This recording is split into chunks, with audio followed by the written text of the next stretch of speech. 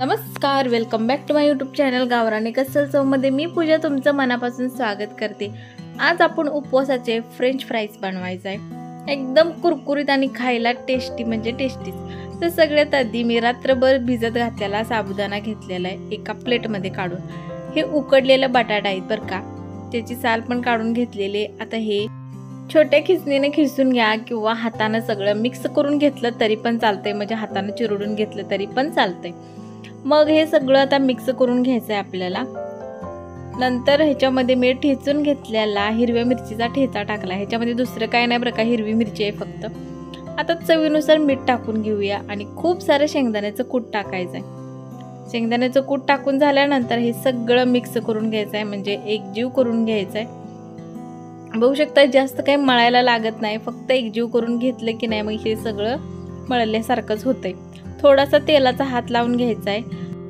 तेलाचा हात लावून घेतल्यानंतर साबुदाण्याचं आपण जे मिश्रण तयार करून घेतलंय ते थोडंसं हातामध्ये घ्यायचं आणि आपल्याला जसा आकार द्यायचा तसा देऊ शकताय, म्हणजे चौकोन किंवा असा गोल गोल रोल करू शकतायचा।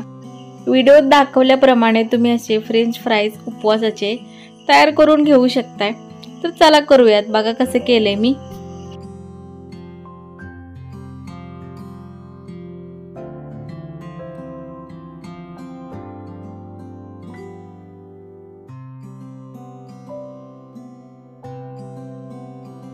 आता हे सगळे फ्रेंच फ्राईज उपवासाचे तयार झालेले आहेत। तर कडकडीत तेल गरम करूया आणि तेलामध्ये फ्राय करून घेऊया।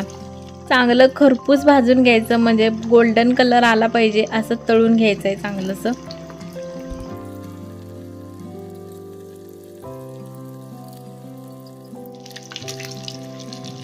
तर बघू शकताय हलकासा असा सोनेरी कलर आलेला आहे याला।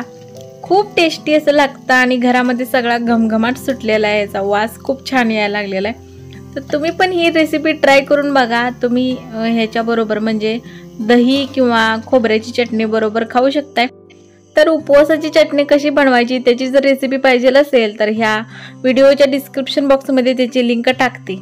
चला तर मग आता तुम्ही ही रेसिपी कशी वाटली कमेंट करून सांगा आणि भेटू अशाच एका नवीन छान छान रेसिपी सोबत। तोपर्यंत खात राहा आणि मजेत राहा। सबस्क्राईब करायला तेवढं विसरू नका।